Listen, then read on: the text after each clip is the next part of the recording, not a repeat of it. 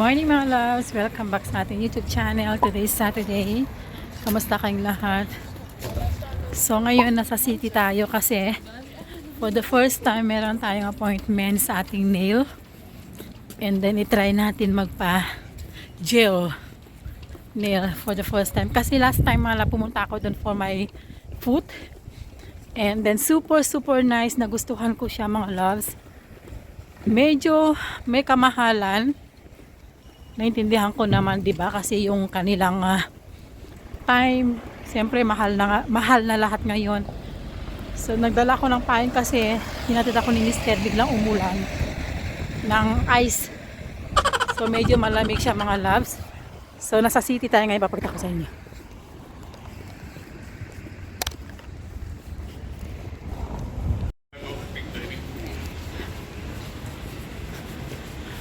Itong weather natin mga loves, hindi natin maintindihan.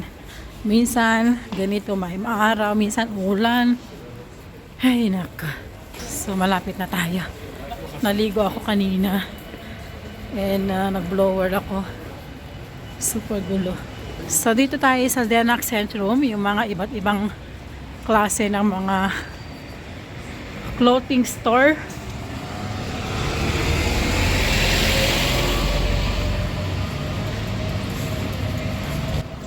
Malapit na tayo. Excited ako. Ano kaya kinalabasan ko mamaya? Tingnan niyo yung kamay ko mga loves, no? Kulubot na.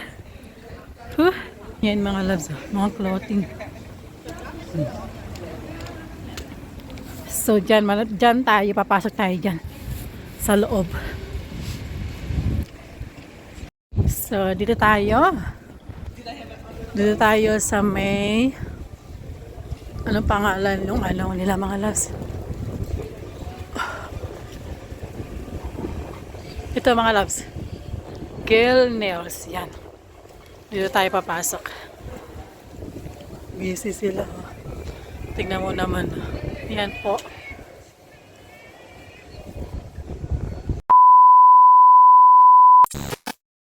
Hello mga loves, nandito na tayo ngayon and waiting pa ako kasi ang schedule ko actually is 11 AM, so may dalawa pang customer mga loves ko. And malapit naman na silang matapos, so nakakatuwa kasi ang bait ng mga nagtatrabaho dito. And yung isa po, kilala ko siya way back nung 2012. Kasi noon mga loves ko, it's syempre bata pa tayo noon. Saka pag lumalabas kasi kami noon mga loves ko, nagdi-disco kami, na-meet ko siya doon. Nandito pala siya nagtatrabaho. And ngayon nga mga loves ko, mamimili tayo ng kulay. And hindi ko alam kung anong kulay ang bagay sa aking skin tone, sa aking balat. So, so sabi ng babae, tulungan kitang maghanap kung anong gusto mong kulay. And of course, may bagay sa inyong kamay. So, super sarap mga loves ko. Actually, first time ko itong gawin. And nung last time kasi, tawag niyan, naisipan ko na magpalinis. Pero inisip ko baka masakit. And sabi naman kasi nag-recommend sa akin na super galing niya. Saka hindi mabigat yung kanyang kamay. So, ito muna ilalagay nila mga loves ko. Kasi gusto ko maglagay ng konting extension. Dahil yung kamay ko mga loves ko is lagi siya napuputol dahil siyempre sa trabaho siguro, And sabi naman ng babae is matibay kahit maghugas ka ng plato or something like that, hindi yan matatanggal. Kasi ang gagawin niya mga loves ko is gel. I-gel niya yung aking nail para matagal. So ngayon mga loves ko, naikabit na niya. And after that, yan, inaayos niya muna mga loves ko bago niya lagyan ng gel. Ito yan na po yung gel mga loves ko. Yan. Super galing niya mga loves. Saka ang bait pa niya. Super bait niya mga loves ko. And sabi nga niya na minsan mahirap daw yung trabaho dahil nakaupo lang sila. And open po sila ng Monday to Sunday. Pero itong babae, mga loves ko, may anak siya. Sabi niya, nag-work lang ako ng 5 times a week. And yung colleague niya, yung katrabaho niya, is 7 times a week siya nagtatrabaho. Super ganda. Yan po ang napili kong kulay, mga loves ko. It's something like violet, purple bang tawag niyan. Pakita ko sa inyo. Yan po yung aking napili na kulay. Super ganda, no? Yan. Nakatapos na po ako. 2,000 years later. So mga kapsat, tapos na tayo. Yan po yung nail natin, oh. Medyo feeling ko mga loves, medyo mabigat siya. Kasi first time na ginawa ko to. Ganda siya. Maganda ba yung kulay? Super bait ng babae mga loves. Grabe, super bait. Asa kayong kamay niya hindi mabigat. So uwi na tayo. Ang daming tao. Ayan. Super. Ako dyan mga loves. So, bili ako ng something na lalagay sa box. Let's go. So, nandito na tayo ngayon sa loob ng store nila. And mga loves ko, dito po, it's super dami po ng mga kanilang mga items. So, bili tayo ng piggy bank. And meron akong pagbigyan mga loves ko. So, tingin tayo kasi naalala ko mga loves ko yung aking piggy bank is ginawa ko lang po yun. So, meron pala sila dito, hindi ko alam. So, next time, pag nag-ipon ulit ako, dito na ako bibili. And mga loves ko dito is very affordable yung kanilang presyo. Kompleto po sila, like yung mga pagkalimba may party ka, nandito lahat. And kompleto na po. Ito na po nahanap na natin mga loves ko. So, bilhin natin yung medyo maliit. Kasi ito malaki siya eh. Super laki nito. Pero next time, ito po yung bibiliin ko para sa akin. Para eksakto 1 year na mag-iipon ako. Kasi meron naman na ako mga loves ko and malapit ko na po siya i-open dahil uwi ako ng Pilipinas. At yun po ang gagamitin ko sa Pilipinas. And ito po yung ating bibilihin. Ito po ay 4 euro. So, bibigay natin yan sa ating masugid na tagahanga. Sure. So, yung mga loves ko, kompleto sila dito. Super dami. And balik po ako dito. Pag malapit na ako uwi ng Pilipinas kasi bibili ako ng mga souvenirs para sa mga friends ko sa Pilipinas. Mas okay kasi hindi ka nagagastos, diba? So, yun lang. Salamat. And continue natin. 2,000 years later. Hello mga kapsat, welcome back. So kakatapos lang namin pumunta sa nursing home mga loves. Continue natin yung vlog natin kahapon. Saturday na napunta ako ng aking pinano ko yung aking nail. First time ko po mga kapsat na nagpa-gel. And super love ko mga loves, ang ganda. Super ganda. Ngayon is okay na siya, hindi na siya masyadong mabigat. Parang mabigat kasi first time kasi may gel siya mga loves ko. Ito po ay 1 month bago palitan. So nagpa-schedule ulit ako. And ang kamay ko mga loves ko is super pangit and hardworking. Kulubot na. And mga loves ko, bago ko yan itong video na to, meron akong i-open sa inyo kasi yung tawag niya yung vlog ko na about dun sa Ria, yung tawag niya yung Ria Money Sender. Pag nag-send ka ng pera mga loves ko is gamit ko yung Ria app. And meron din akong ginagamit Remitly and super ganda po. Dalawa yan ginagamit ko. Remitly and Ria. And mga loves ko, hindi ko alam kung bago lang to or matagal na. Kasi yung kapatid ko, nag-aas sa akin mga loves kung pwede ako mag-send via GCash. GCash mga kapsat. Sabi ko hindi ata pwede. Then sabi ko i-try ko and then i-check ko yung Remitly. And then and Ria. I think Ria hindi ko pa na-check.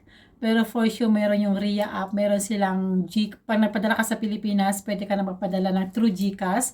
Hindi na kailangan na pumunta pa sila ng remittance ng Lulier, Palawan, ganyan. Sa mga loves ko, papakita ko sa inyo yung about dun sa Remitly. And pwede na kayo mag-send ng GCash sa iyong pamilya sa Pilipinas. Ang kailangan lang po mga loves ko is yung name ng receiver and then yung telephone number. Hindi na kailangan ng anything na email address, hindi na. So ngayon, ang gagawin ko mga loves ko, tawag niyang voice recorder ako at ipapakita ko sa inyo kung paano niyong gawin, okay?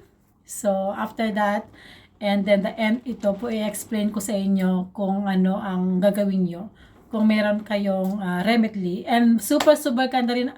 The same lang po ito mga loves ko, yung Remitly and Ria.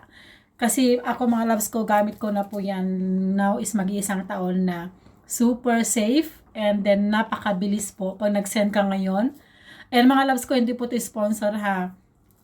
Sinishare ko lang po to sa mga tao na gusto magpadala sa pamilya, especially sa OFW, na hindi mo na kailangan lumabas pa. And then yung ano po mga loves ko, yung charge is napaka super, hindi siya mahal. Ang binabayaran ko sa Remitly mga loves ko is $2.99. And sa RIA naman, I think it's $1.99, I'm not mistaken. Pag nagpadala ka sa labas mga loves ko, it's took ang charge nila is nasa 8 euro dito sa amin sa Netherlands. And yun, and then mag-travel ka ba, babayad ka pa ng transportation, yung time mo pa. So mas maganda na i-upload nyo na po yung RIA sa application nyo sa inyong phone, sa app, sorry, hindi sa application, sa app, and Remitly. So i-download, napakadaling mag-register mga loves ko. Basta i-follow nyo lang po, and then pag dinownload nyo sa app, nandun naman yung mga instruction paano kayo mag-register, yung name nyo, kailangan ng password, ganyan, and of course kailangan din yung passport or ID para malaman ng SARIA o sa Remitly nila na kayo po yung yung person na may-ari ng yung app na yun. So papakita ko na sa inyo mga loves, and then panoorin niyo po at sana maintindihan niyo ha. And pasensya na po. Basta based lang sa akin po. Gusto ko lang i-share sa inyo para mapadali yung padala niyo sa Pilipinas. Okay? Let's go. So mga loves, nandito ako sa app ko ngayon. Papakita ko sa inyo, may Remitly na ako na download. Ngayon kayo ng password niyo kung meron na kayong Remitly sa inyong app. So ngayon una natin gagawin mga loves ko ay punta tayo sa aking sender. And continue natin yan kasi napadala na ako. So continue natin, and then lagay natin yung amount. Like 10 euro ipadala ko. And GCash natin, itry natin, continue. I-continue, click mo yung continue mga kabsat. And then after that, meron dyan mga option, mobile money. So i-click mo yung mobile money na makita mo yung GCash. And then click mo yung GCash. Tapos may mga choices dyan. Basta i-click mo yung GCash. And then yung first name kung saan may padala, and last name kung ano nakalagay dun sa kanilang GCash account. Yun lang po ang ilalagay mo dyan. Like yung my sister ko, Lilet Ventura. So i-click natin yan and continue. And pagkatapos yan mga loves ko is yung telephone number lang. Yun lang, and continue mo. Tapos na. And isend mo na. Automatic na yan. Yun lang po. So yun mga kabsat, sana naintindihan nyo. And alam ko na naguguluhan kayo. Napakadali lang po. Ang gawin nyo po is punta lang kayo sa inyong phone kung meron kayong wifi. Kung nasa ibang bansa kayo, like sa part ng Asia, itong Remitly is more the same ng RIA. So, pwede nyo i-download.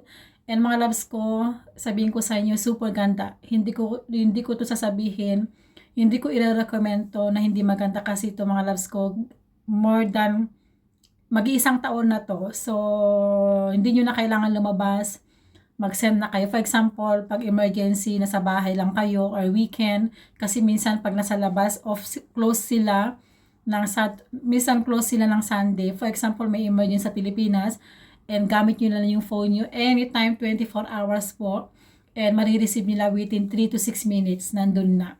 So mag-PM mo lang kayo sa akin mga loves kung hindi nyo naintindihan. Basta yun lang po. Kung meron na kayong Remitly, napakadali po. And ang daming nag-PM sa akin about sa RIA. Is more the same lang ang RIA. Ang gamit ko po RIA and Remitly.